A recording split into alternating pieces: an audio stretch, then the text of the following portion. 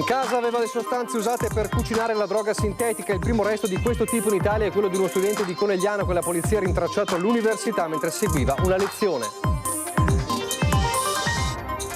Sempre a Conegliano, nel video degli agenti del commissariato, la lucrosa attività di due spacciatori nigeriani, cocaina ed eroina nascoste in bocca, cedevano le dosi agli automobilisti in vari punti del centro.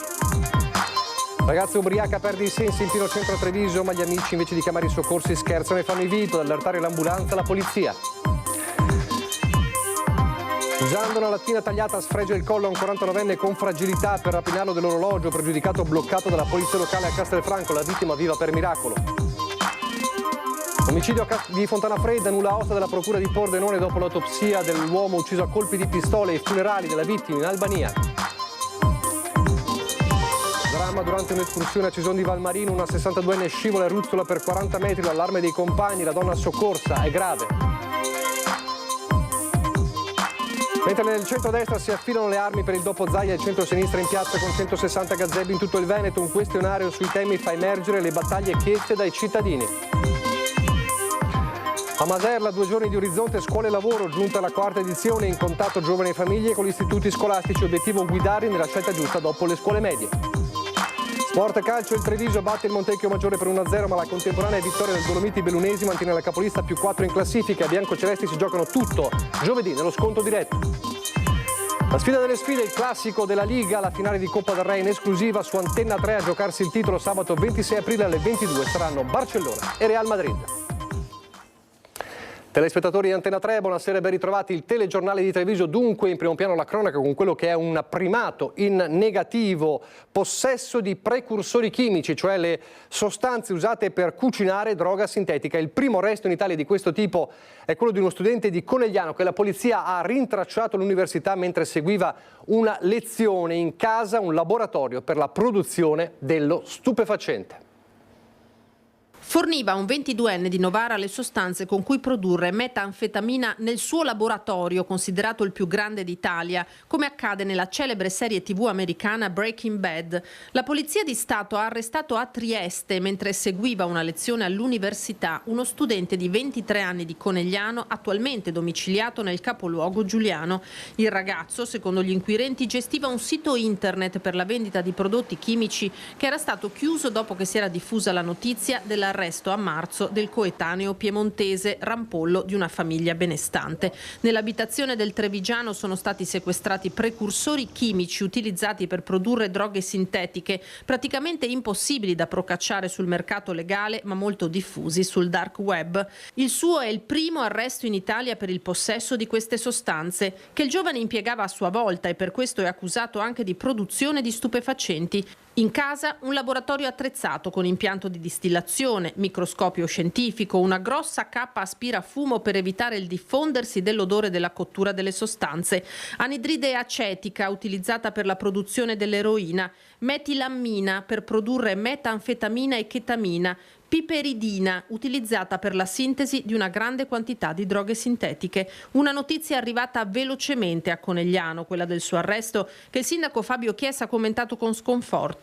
Questo dispiace molto perché sono dei ragazzi che magari hanno anche delle potenzialità e che si rovinano la vita, la rovinano ai loro cari, alle persone che gli vogliono bene, sottovalutando magari in alcuni casi le situazioni illecite che vanno a trovarsi. Per cui raccomandiamo a tutti di ricordarsi che il guadagno si fa col duro lavoro, che non esistono scorciatoie. Soldi facili, anche quelli messi in tasca dai 2 cittadini nigeriani di 37 e 42 anni che sempre a Conegliano spacciavano cocaina ed eroina. Gli agenti del commissariato che li pedinavano dallo scorso autunno hanno documentato migliaia di cessioni di stupefacente ad automobilisti che raggiungevano in bicicletta. A quel punto estraevano dalla bocca le dosi e le consegnavano dal finestrino ai loro clienti, che incontravano anche nei pressi di scuole, oratori, campi da calcio. 1,5 chili di droga, la quantità piazzata tra il 2023 e il 2024 per un giro d'affari di 35.000 euro. Come in tutte le città delle nostre dimensioni esiste questo fattore,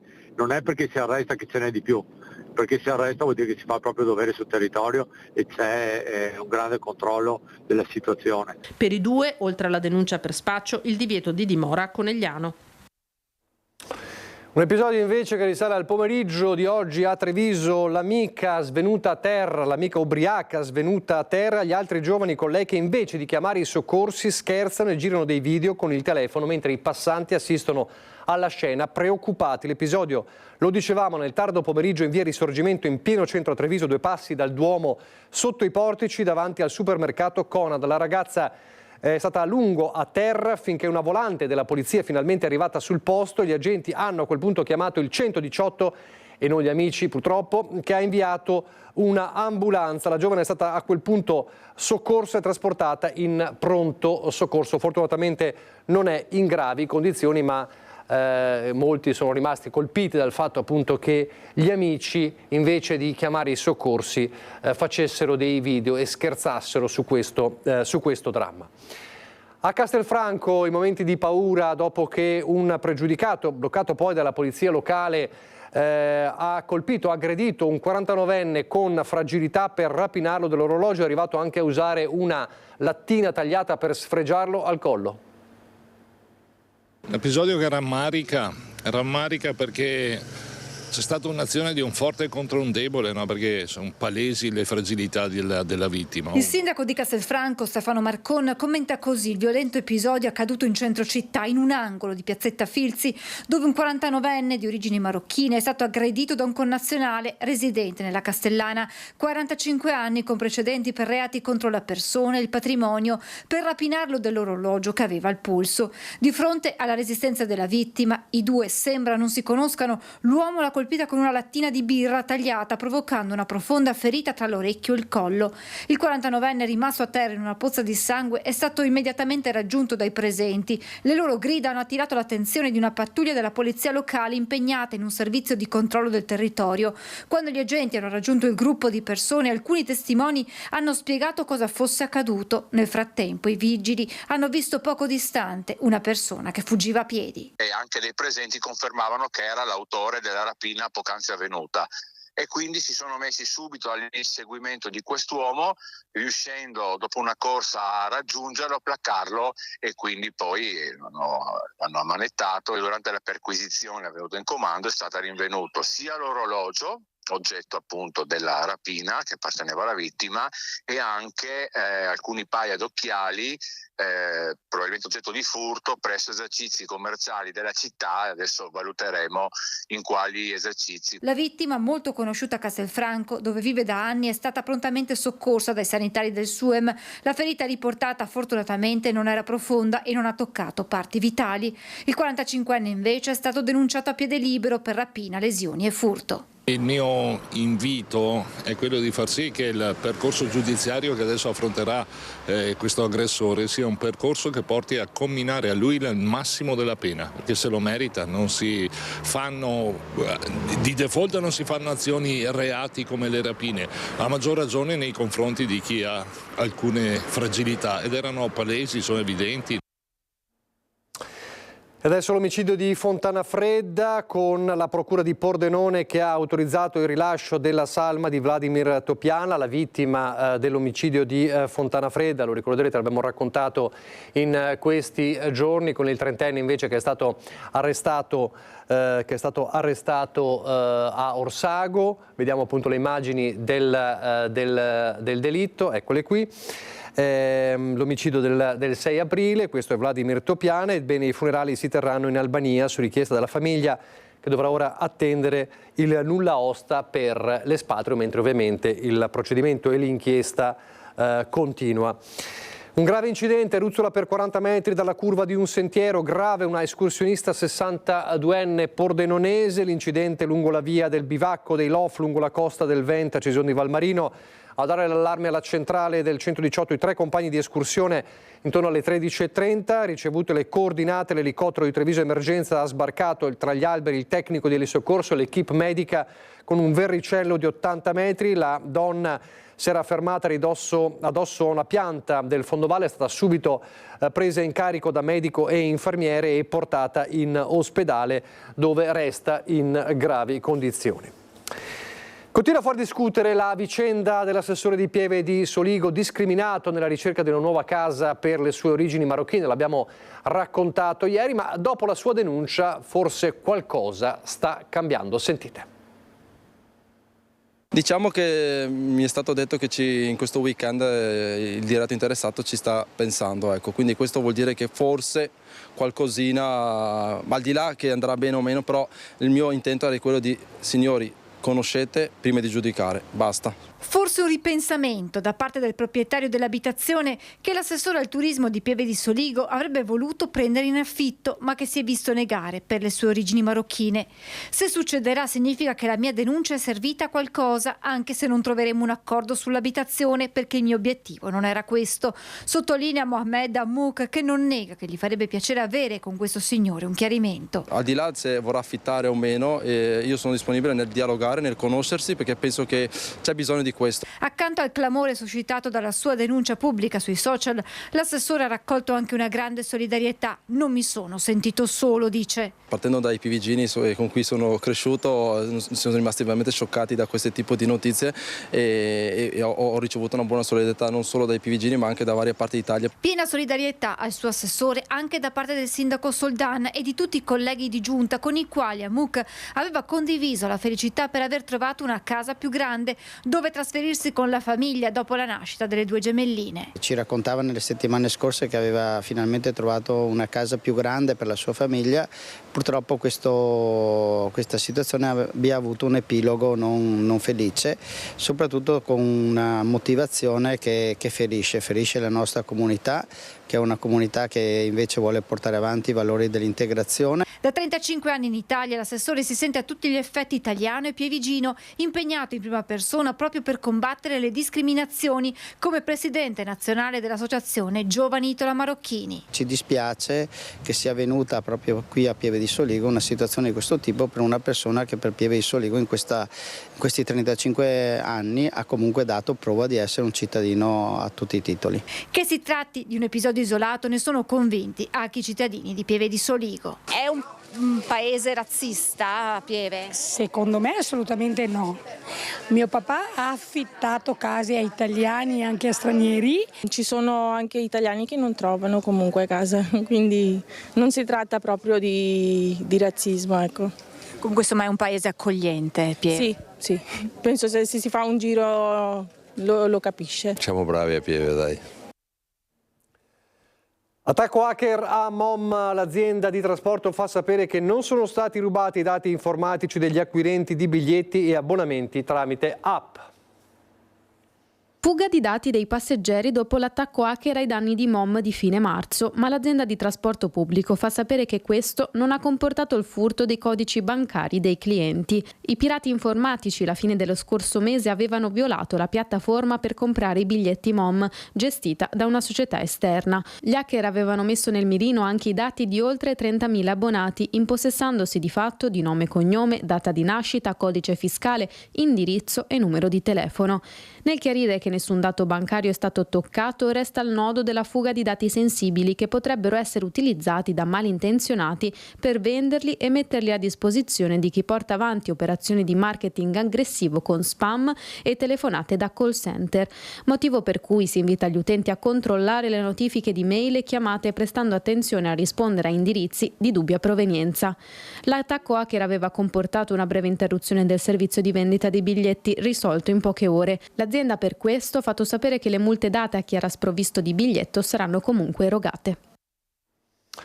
La politica adesso, a partire da 2 giorni di mobilitazione del centro-sinistra in vista delle elezioni regionali, dai cittadini i temi e le istanze su cui formulare un programma per un Veneto alternativo in attesa di produrre un nome per la corsa alla presidenza. Come sapete da giorni circola quello della biologa Antonella Viola. Al primo posto c'è la sanità, poi c'è il caro vita, poi c'è il trasporto pubblico locale. Tutti temi, qualcuno potrà dire, ma che immaginavate ci fossero, sì, certo, tutti i temi sui quali stiamo lavorando per costruire una proposta programmatica. Mercati, piazze, parchi, 160 gazebo in tutto il Veneto per intercettare bisogni e aspettative dei cittadini e con le loro proposte costruire il Veneto di domani, quello che uscirà dalle elezioni regionali. Il pronunciamento della consulta, il formale stop al terzo mandato per i governatori ha dato l'avvio al dopo Zaia. Partiamo dai bisogni dei veneti, raccogliendoli dal basso per portarli e renderli il centro della campagna elettorale delle regionali. Siamo in diversi punti della città di Treviso, più di 30 banchetti in provincia, la risposta è molto buona. Vogliamo lavorare moltissimo sul territorio, non saremo solo in questi 2 giorni della campagna del Veneto per il Veneto di domani, ma da maggio in poi saremo presenti proprio per presidiare il territorio, perché questo ce lo chiedono anche i cittadini. PD, Alleanza Verdi Sinistra, Movimento 5 Stelle, Veneto che vogliamo, il Veneto vale, più Europa, Volt, PSI e Movimento Socialista Liberale. Tra la gente per chiedere i 3 temi ritenuti prioritari in una lista di 10 e accogliere input e suggerimenti. Sono problemi, quello della sanità e quello del consumo di suolo, che ci siamo resi conto anche stamattina che sono al centro dell'attenzione dei veneti, insieme a quello del lavoro e del futuro dei giovani. Quella del futuro dei giovani è una grande preoccupazione che abbiamo riscontrato oggi. Mobilitazione promossa da un mix di anime politiche poi da far convivere. Noi siamo estremamente convinti che l'alleanza di centro-sinistra sia un'alleanza che in questo momento può dare al Paese un'alternativa, perché purtroppo il governo Meloni sta dimostrando di essere estremamente debole. Inizia la campagna elettorale di tutto il centro-sinistra, perché secondo me appunto insieme possiamo anche vincere e possiamo davvero pensare di dare un'alternativa a questa regione, a questo Paese. E poi c'è la questione del candidato presidente. C'è ancora un po' da trovare il candidato leader, ma penso che siamo ottimisti, lo troveremo al più presto. Dal regionale sul Totonomi c'è prudenza. Per il momento sono in corso valutazioni, interlocuzioni, come è stato anche dichiarato, è una scelta che faremo nelle prossime settimane. Andrea Crisanti, Achille Variati, da ultimo il nome di Antonella Viola, la biologa non dispiace agli attivisti. Io sicuramente penso che sia un nome valido, una persona che si è fatta riconoscere, che si è fatta stimare nel periodo della pandemia. L'importante per noi, ed è anche il motivo per cui oggi siamo qui in piazza a raccogliere le idee e le proposte dei cittadini, è che qualsiasi nome verrà fuori sia rappresentativo di un'idea alternativa di Veneto. E poi c'è il centrodestra alle prese ormai da giorni con il dopo Zaia, e anche alla scuola di formazione politica dei giovani organizzata dal centrodestra questa mattina a Gallio è continuato il duello seppur diplomatico tra soprattutto Lega e Fratelli d'Italia. Quando i veneti sono stati sollecitati su quale partito fosse il partito a cui affidare la fiducia, l'hanno fatto in maniera molto chiara.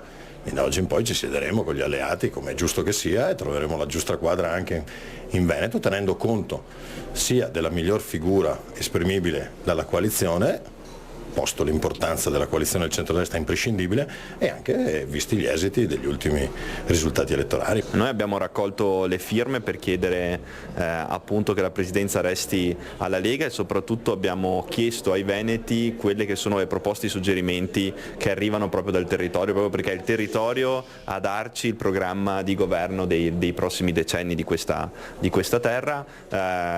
Questa sarà la nostra proposta, quella che faremo alla coalizione, poi è chiaro che la decisione spetta al tavolo nazionale. Insomma, le posizioni restano quelle ben distinte, quindi sarà il tavolo nazionale poi a decidere. Poi c'è Forza Italia che da tempo, da prima di tutti, ha espresso un candidato, cioè il coordinatore regionale ed europarlamentare Flavio Tosi. Oggi Forza Italia ribadisce l'importanza di un nome condiviso, e tra gli altri il ministro Maria Elisabetta Alberti Casellati a Padova dice anche: noi non vogliamo ovviamente solo partecipare, è necessario vincere. Sentite. La scelta sarà sicuramente una scelta condivisa dal centrodestra, si può discutere, ma il dialogo è sempre aperto e si trova sempre una soluzione. Del resto la discussione e il confronto è, come posso dire, un ingrediente fondamentale del nostro assetto democratico e anche del nostro centrodestra.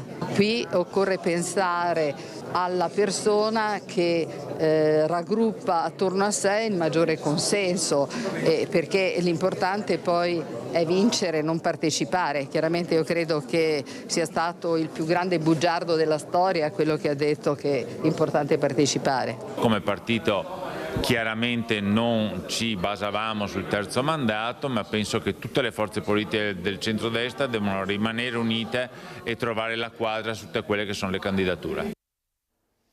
Insomma, questo è il quadro, vedremo se ci sarà qualche cambiamento nelle prossime settimane. Andiamo adesso a Possagno, dove dopo il caso del muro pericolante a 2 passi dal Tempio Canoviano si muove il Comune. Firmata dal sindaco di Possagno Valerio Favero l'ordinanza per la demolizione già in giornata di parte del muro pericolante in adiacenza alla via Sant'Albino e alla piazzetta Pio X, a 2 passi dal Tempio Canoviano. Si tratta della facciata della parte vecchia dell'edificio dell'Istituto Cavanis, dove sono in corso lavori di ristrutturazione. L'unico muro perimetrale rimasto in piedi ora si sta letteralmente sbriciolando, andando a mettere a rischio l'incolumità di passanti e residenti. Era stata chiesta appunto di mantenere in piedi la facciata esterna perché la sovrintendenza comunque l'aveva ritenuta di pregio, ma purtroppo una parte di questa è franata, è proprio collassata su se stessa. In quel momento è rimasta in piedi una parte da sola di circa 10 metri di lato per un'altezza di altri 8-10 metri, davvero pericolosa, poteva cadere sulle case a fianco e in funzione della relazione tecnica fatta dal mio ufficio tecnico, dal sopralluogo fatto con i vigili del fuoco, io ho emesso l'ordinanza, non potevo far altro che emettere l'ordinanza di abbattimento di quella parte quantomeno in prima battuta. Tra l'altro l'espressione che hanno usato i vigili del fuoco. Quando sono entrati hanno detto ci sembra essere tornati all'Aquila, ecco, questa lo dico come battuta, però in realtà l'effetto era un po' quello. Oltre alla pericolosità per chi vive e transita vicino a questo muro, c'è un'altra questione molto importante da non sottovalutare. Si parla tanto di sicurezza sul lavoro e mettere a rischio la vita degli operai che lavorano qua non è proprio il caso. Sì, dico, questo è un altro tema, un tema importante che dovrà essere valutato in maniera molto attenta, perché lavorare sotto un muro simile a quello già franato direi che è davvero difficile, improbabile e anzi soprattutto molto molto pericoloso. Come tempi? Allora, i tempi adesso vedremo il sopralluogo della sovrintendenza, con la quale assieme al mio ufficio tecnico capiremo quali sono i passi da fare e quali sono i tempi per la messa in sicurezza totale dell'area. Pochi istanti di pubblicità, poi di nuovo in diretta.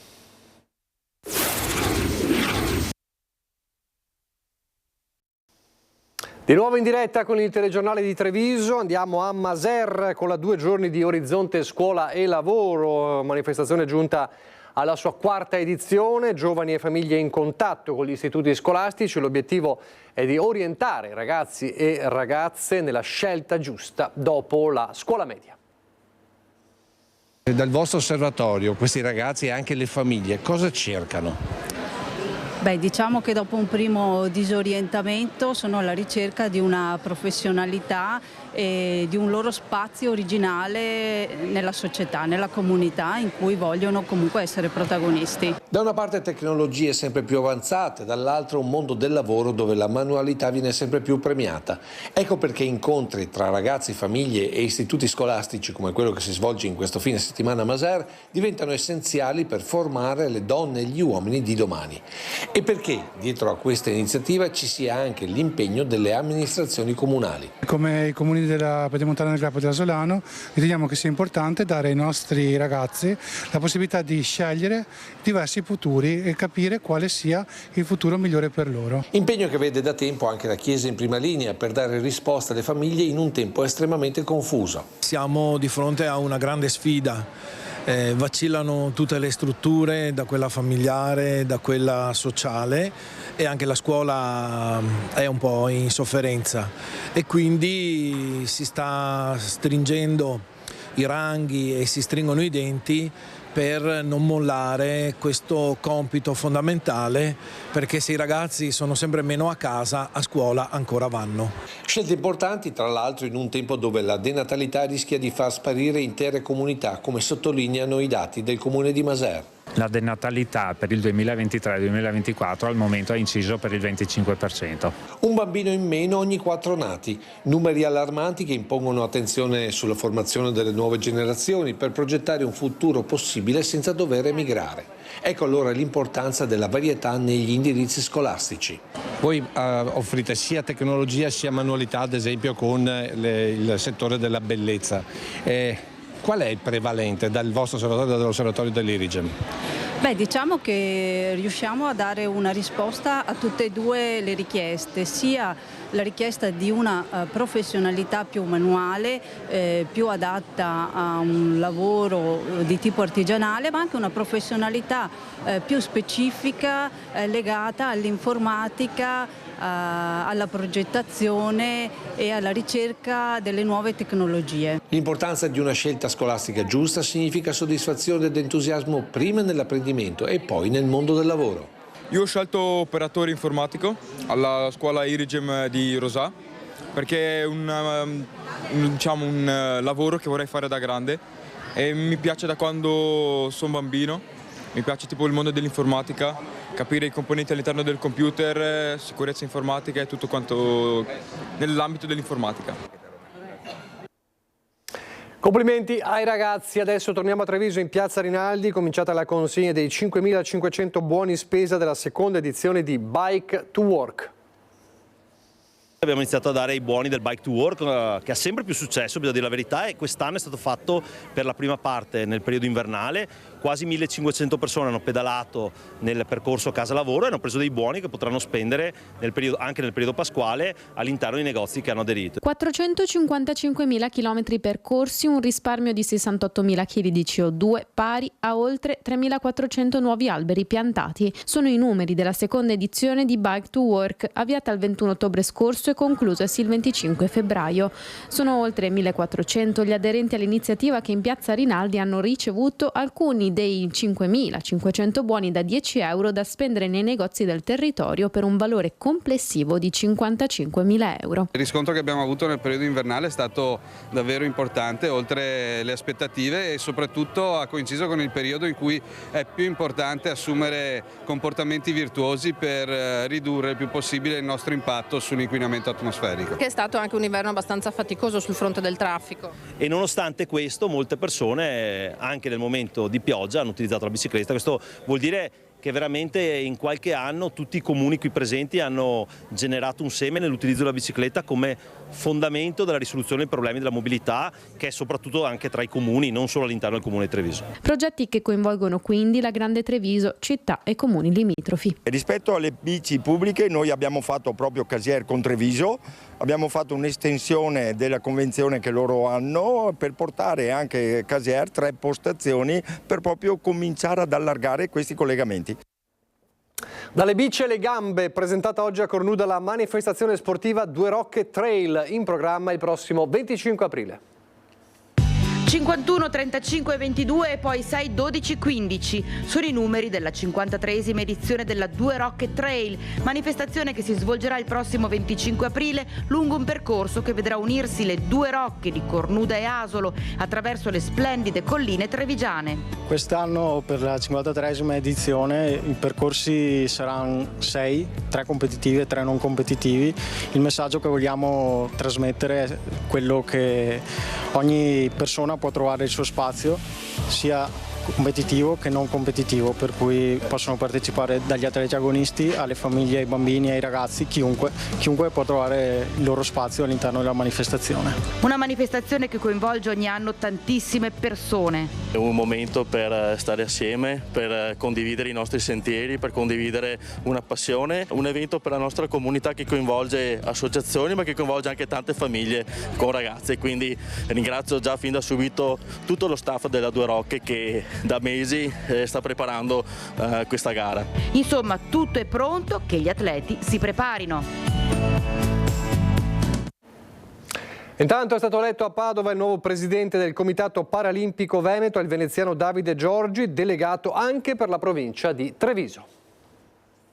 Elezione all'unanimità dei voti espressi per Davide Giorgi. Sarà lui a guidare nei prossimi 4 anni il Comitato Paralimpico Veneto, che nel suo orizzonte più prossimo i Giochi invernali di Milano Cortina 2026, che si terranno dal 6 al 15 marzo. Veneziano, presidente della Polisportiva Terraglio di Mestre, delegato CIP di Treviso, a passargli il testimone a Ruggero Vilnai, per 12 anni alla guida del Comitato Veneto. Ai bambini e alle bambine il suo primo pensiero. Sono i bambini quelli che ci interessano, soprattutto i bambini e le bambine, perché ancora oggi, ahimè, lo sport paralimpico viene fatto soprattutto da maschietti. Abbiamo bisogno che il mondo femminile si avvicini e per questo abbiamo bisogno di fare promozione e coinvolgere sempre di più la scuola e le famiglie. Siamo la regione che sviluppa più campioni in Italia. Pensate che alle ultime Paralimpiadi abbiamo portato a casa il 30% delle medaglie, quindi possono i genitori far sì che questo record continui ad esserci.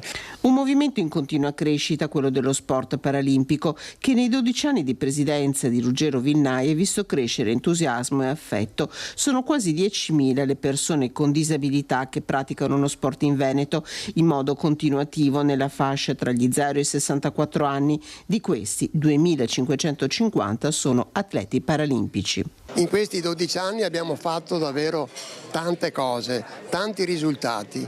Abbiamo triplicato i tesserati, gli atleti, abbiamo triplicato le società sportive che si occupano di sport paralimpico, abbiamo fatto tante attività, abbiamo messo il cuore, la passione, soprattutto la passione. Nella giunta del CIP, che guiderà il comitato fino al 2028, anche Aurora Zaia, Daniele Pusinic, Maurizio Menin, Vladi Verdiero, Nicolò Toscano e Mirko Castellani.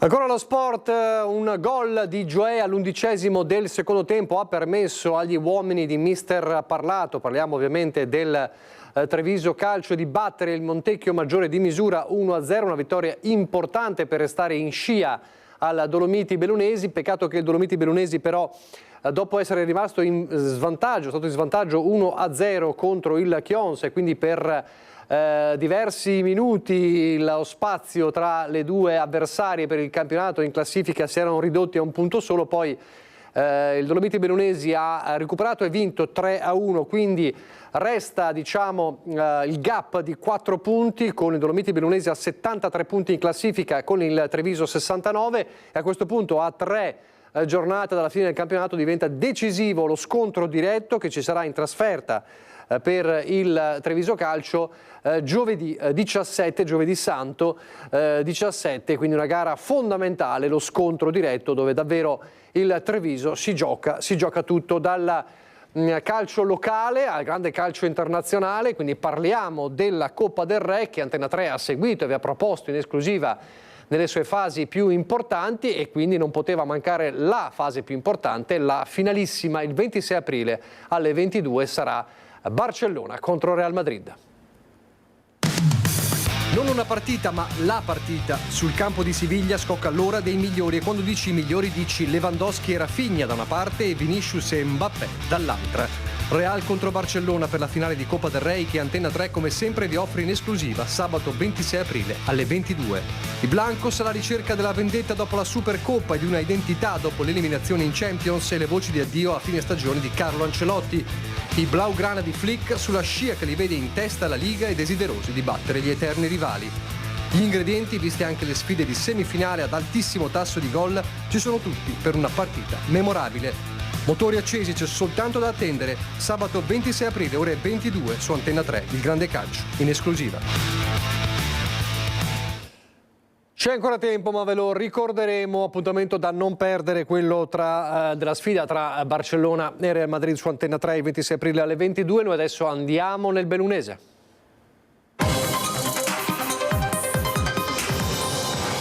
Per tornare a parlare di Milano Cortina 2026, con un passo importante, 1650 discese da fine a marzo ad oggi lungo la nuova pista da bob, slittino e skeleton.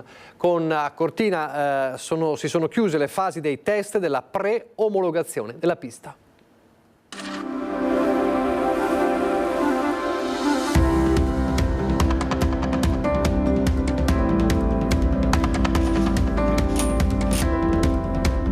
Non si tratta di un miracolo, si tratta di un lavoro programmato per essere terminato nel rispetto dei tempi, dei costi e della qualità. Chiusa ufficialmente la fase della preomologazione dello Sliding Center di Cortina d'Ampezzo, Simico, Società Infrastrutture di Milano Cortina 2026, celebra con un video pubblicato nel suo canale YouTube la genesi della pista olimpica, poco più di 20 minuti per raccontare per immagini e voci, storia e emozioni. Sono stati 302 giorni lavorati, ok? 302 giorni lavorati con una media di 133 persone presenti mediamente in cantiere, con picchi di 250 persone. Il cantiere è un cantiere complesso, è stata una sfida diciamo dal punto di vista ingegneristico molto difficile. Tecnica, veloce e sicura, la pista è l'unica aperta al mondo grazie a tecnologie di refrigerazione all'avanguardia. La velocità del bob è identica alla velocità di realizzazione del cantiere.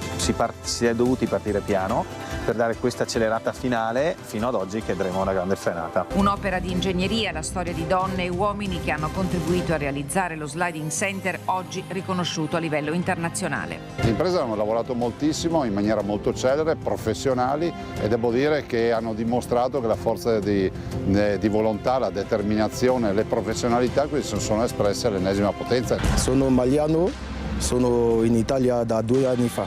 Sono orgoglioso di partecipare a questo progetto internazionale. Siamo tanti qua, veniamo di tutte parti del mondo. Oggi grazie a questo cantiere so fare tante cose. Questo cantiere mi ha cambiato la vita perché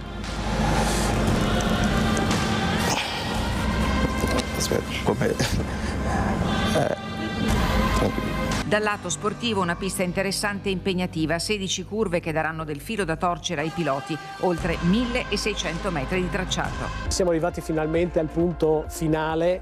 È un insieme di cose che emozionalmente veramente mi riempiono il cuore. Bene in ghiaccio, penso che sarà delle belle gare qui, dei giochi molto belli. The track is so much fun. Fantastica. The track is really exciting. Incredible.